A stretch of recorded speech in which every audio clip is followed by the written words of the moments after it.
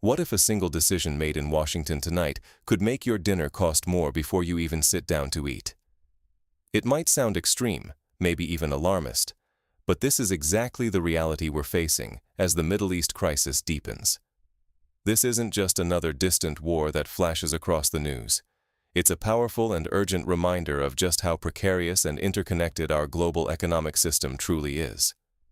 One political ultimatum, one missile strike, even the threat of conflict, and suddenly stock markets in Tokyo tremble, prices climb in Paris, and families across Asia, Africa, Europe, and Latin America feel the impact in their kitchen budgets. The simple act of preparing a meal, or filling up your car, is directly affected by decisions made thousands of miles away, far outside your control. Consider the moment when the U.S. issued a stern ultimatum over the Strait of Hormuz, arguably the world's most critical energy corridor. The world collectively held its breath. This wasn't just about the risk of bombs falling or tanks rolling in. It was about the very real possibility of shutting down the systems that power entire cities and even provide drinkable water. In the tense hours before the deadline, as diplomats scrambled and negotiators worked the phones, the real drama was about money, power, and a spreading energy crisis that few could escape. Oil prices surged past $100 a barrel in a matter of hours. Markets didn't just price in the possibility of more conflict. They braced for the unthinkable. Total system breakdown, as 90% of tanker traffic through the narrow strait vanished overnight. Imagine that. The artery delivering the lifeblood of the global economy was suddenly choked. This wasn't a minor blip. It was a shockwave that reverberated through every sector: fuel, food, fertilizers, manufacturing, shipping, you name it. Inflation soared, supply chains snapped. The harsh truth emerged, undeniable. Global capitalism is built on the uninterrupted flow of energy. When that flow stops, everything else begins to crack. Is this just another regional flare-up? Or is something more fundamental shaking the very foundations of the world economy? If we shrug off these vulnerabilities, do we risk being blindsided by the next wave of rising costs and instability? To truly understand what's at stake, we need to look beneath the headlines and ask some uncomfortable questions. Why do oil flows in the Middle East dictate prices for groceries in Tokyo, fuel in New York, or even bread in Buenos Aires? The invisible threads connecting your life to faraway, volatile places are never clearer than in the Strait of Hormuz, a narrow 21-mile-wide bottleneck functioning as the beating heart of the global energy system. Think about the scale. Over a third of the world's liquefied natural gas and nearly a fifth of all oil shipments pass through Hormuz every single day. When tensions flare here, the tremors aren't just felt in the region. They shake stock markets, rattle gas stations, and drive up grocery bills all over the world. And recently, those tremors have become full-blown earthquakes.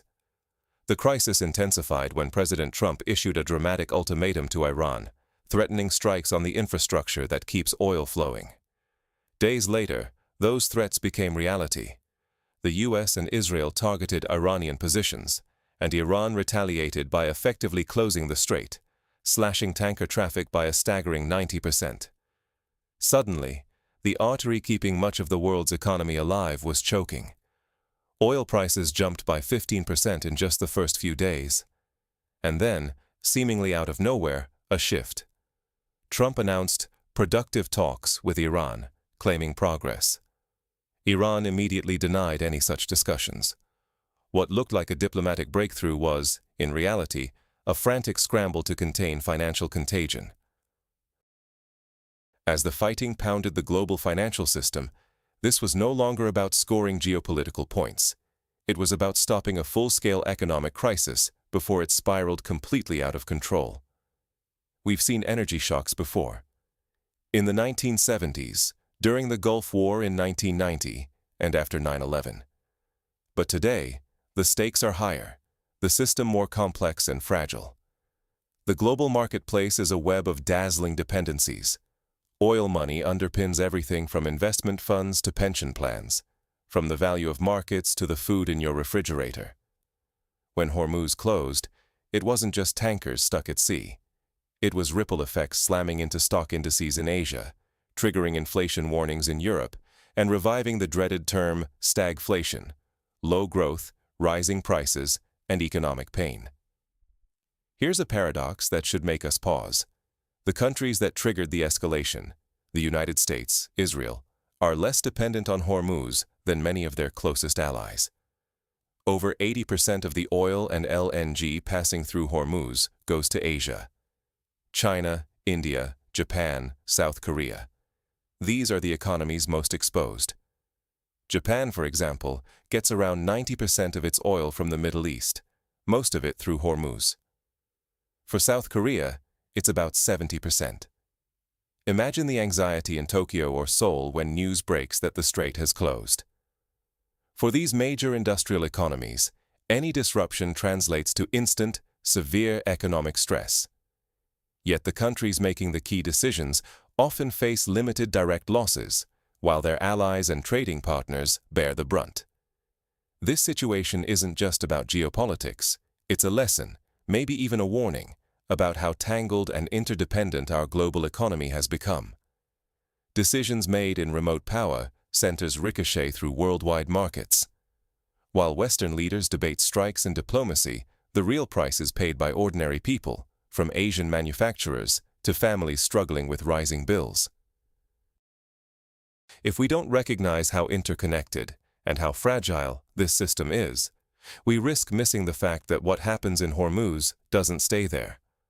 It spills over into investments, interest rates, the price of everything we depend on. But what happens when markets fear not just temporary chaos, but something deeper, a breakdown that could last months or years?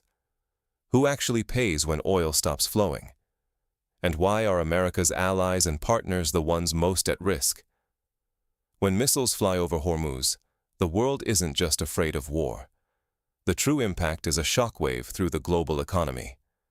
The moment systemic risk became real, oil soared, rising 15% in a single day.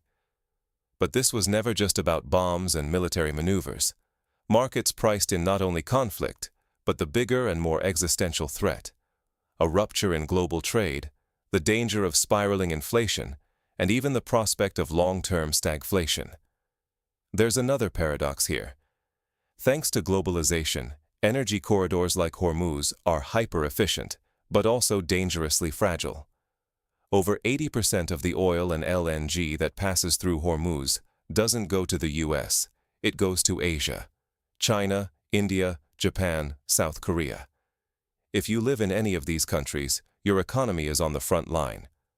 Ironically, the United States, which often escalates or tries to manage the crisis, is far less dependent on Middle Eastern energy than its closest partners. For those allies, any disruption is catastrophic. This is the dark side of modern capitalism's supply chains. A single choke point triggers ripple effects that reach every household, from Seoul to Berlin to Jakarta. This conflict is global. In a matter of weeks, over 40 major energy facilities across 9 countries were damaged or destroyed. Decades of investment and trillions of dollars in infrastructure rendered useless or out of commission. The fallout?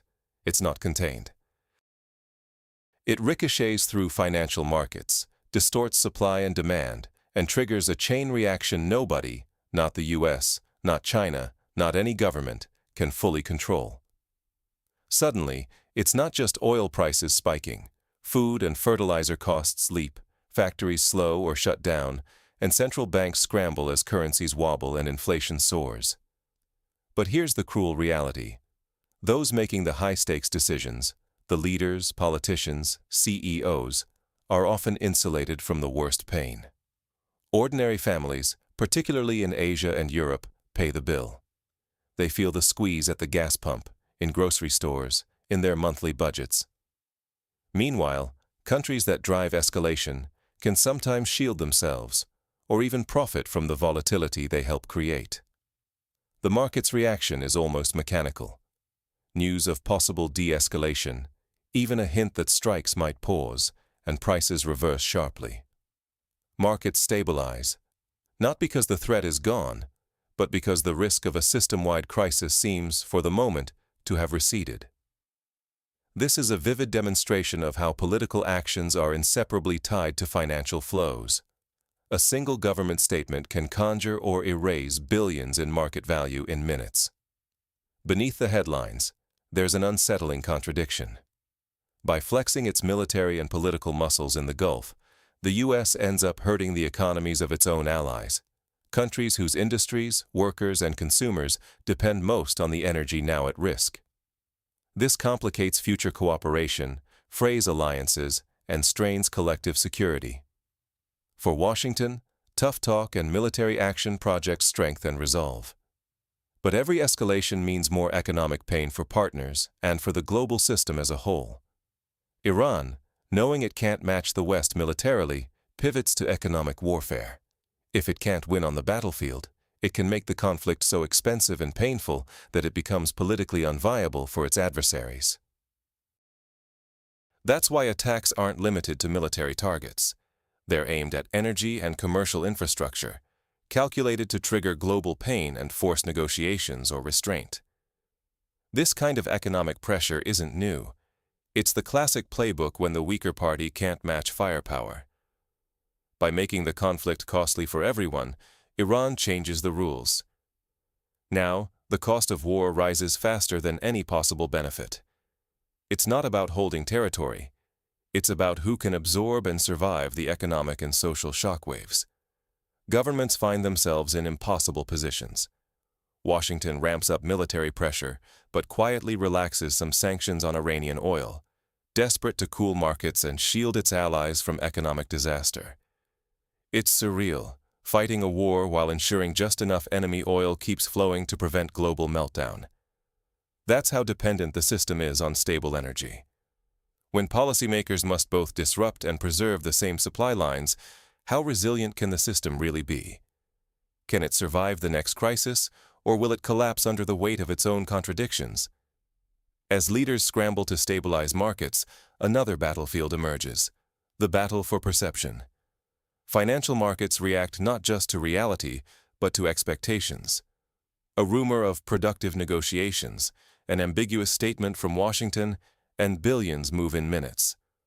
A denial from Tehran plunges markets back into chaos. It's less about the truth of events, more about who can shape and frame the story. For leaders, projecting control is essential. For traders and ordinary people, the difference can mean jobs, savings, or even national prosperity. With the system shaken to its core, leaders begin shifting strategies, but often for reasons that go beyond the headlines. When war, markets, and information collide, who really controls the outcome? This Middle East crisis exposes how political threats and financial shocks are inseparable. Whoever shapes expectations shifts the balance of power. Trump's 48-hour ultimatum looked like pure military pressure, but it was also about weaponizing economic uncertainty, forcing Iran and the world to ask, how high will oil prices go? How safe are the shipping lanes? How will the markets react, and who will blink first? Iran responded in kind, threatening not just military retaliation, but global economic chaos. Their message was clear: any attack on Iran could ignite a worldwide economic crisis. We're witnessing a new kind of standoff, where escalating the economic cost is itself a form of deterrence.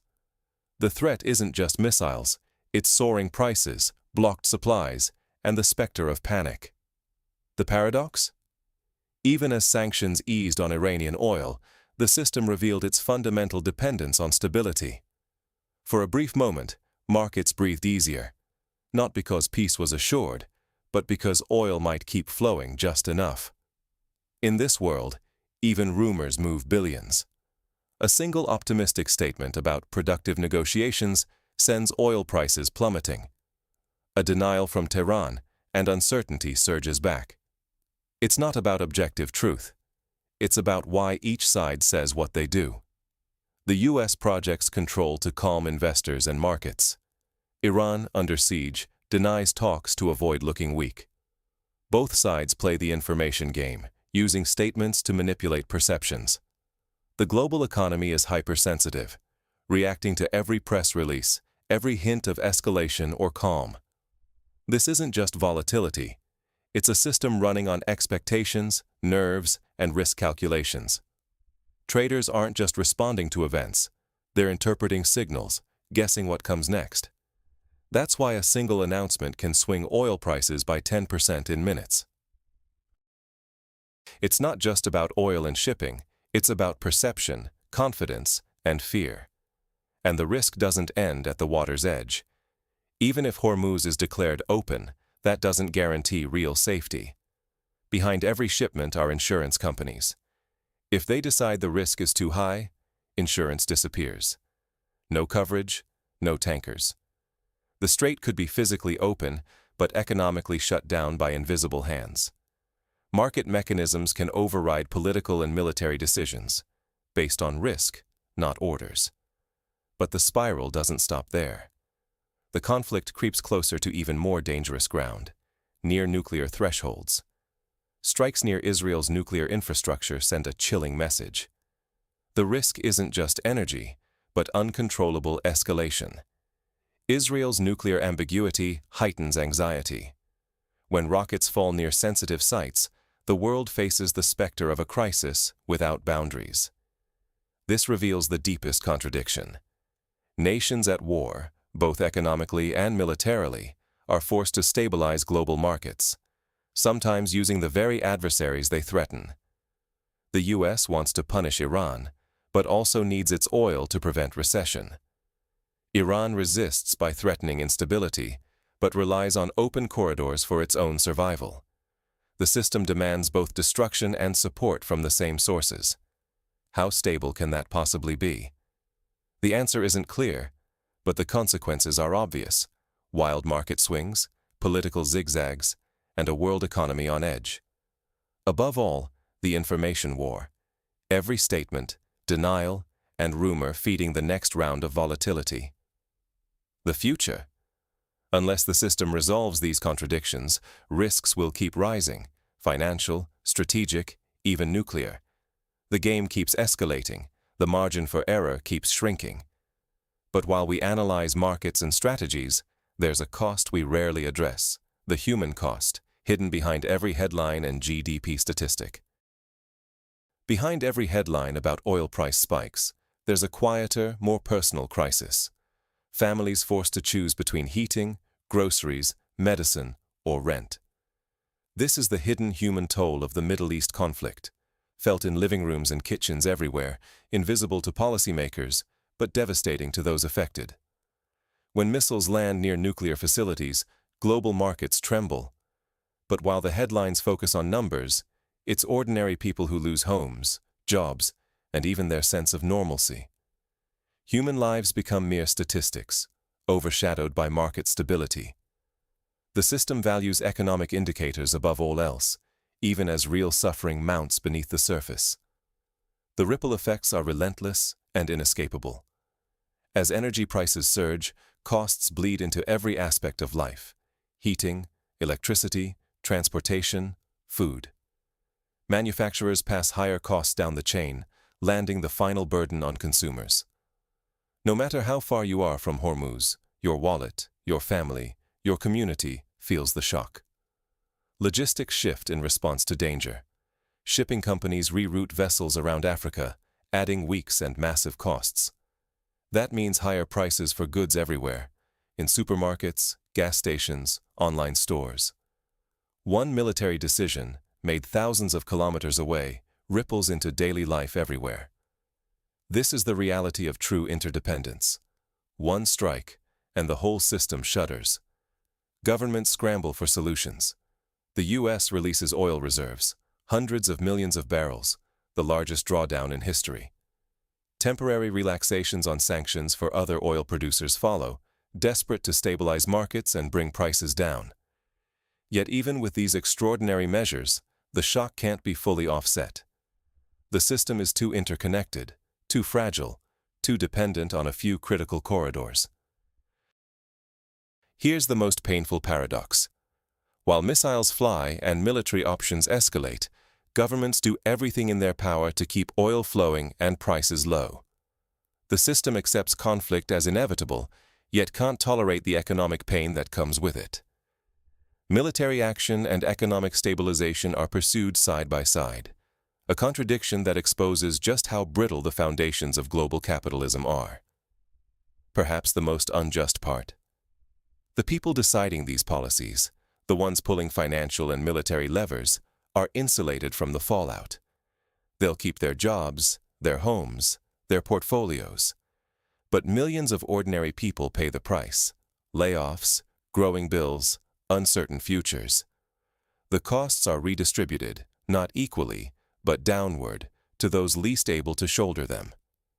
If there's one lesson here, it's this: our global economic design all but guarantees repeated shocks. Energy corridors remain choke points, market expectations drive panic, and those with the least power pay the highest price. As long as root causes go unaddressed, we're left vulnerable, not just to this crisis, but to the next, each time more severe. So the question can't be avoided. Will we finally learn from these painful lessons? Or are we doomed to keep repeating the same mistakes, watching the same cycle play out again and again? What if the next crisis is even worse, and no one is prepared? That's not just a hypothetical, it's a real looming risk, exposed by every shockwave from Hormuz. We've seen how a distant crisis can push up shipping, gas, and grocery prices, setting off chain reactions that reach homes everywhere. Our world is more connected and more fragile than most of us care to admit. Another painful paradox: as energy costs soared, the U.S. released massive oil reserves, hundreds of millions of barrels, to steady the system. When even that wasn't enough, Washington eased restrictions on oil from countries previously under sanctions, just to keep prices in check. On the one hand, military strikes and pressure campaigns. On the other, frantic moves to restore the very energy flows that conflict disrupted. War and markets, supposedly opposites, are locked together. Decisions made for one reason collide with economic reality, creating contradictions at the very core of the system. It's a window into the logic of global capitalism, where the need for stability can force the powerful to undermine their own strategies. But these decisions aren't made by those who suffer the consequences. The real burden falls on ordinary workers, families, and communities, those with no say in high-stakes games, but who pay as jobs disappear and budgets are squeezed. How resilient can a system be when so much risk is dumped on those least able to control it? The Hormuz crisis is more than a geopolitical flare-up. It's a symptom of a deeper sickness, a system built on fragile choke points, where economic life can be upended by a missile, a sanction, or even a rumor. As long as this architecture endures, brittle corridors, narrow decision-making, a disconnect between risk and responsibility, these crises will keep returning, bigger, harder to contain, and always redistributing pain to the same people. This isn't just about oil, war, or geopolitics. It's about how our economic system is constructed, who it protects, and who it leaves exposed. Even the most powerful nations can't fully control the consequences of their actions once the global machine starts to slip out of balance. In the end, they're trapped by the very system they try to manage. So what's the real lesson of the Hormuz crisis? Unless we rethink the very nature of economic resilience, not just patching vulnerabilities, but questioning how decisions and risks are distributed, future crises will only escalate. We can't wait for the next shock to teach us the same lesson again. The stakes are no longer abstract. They're personal, immediate, and growing by the day. If the world doesn't learn, the next crisis might not just be bigger, it could be catastrophic.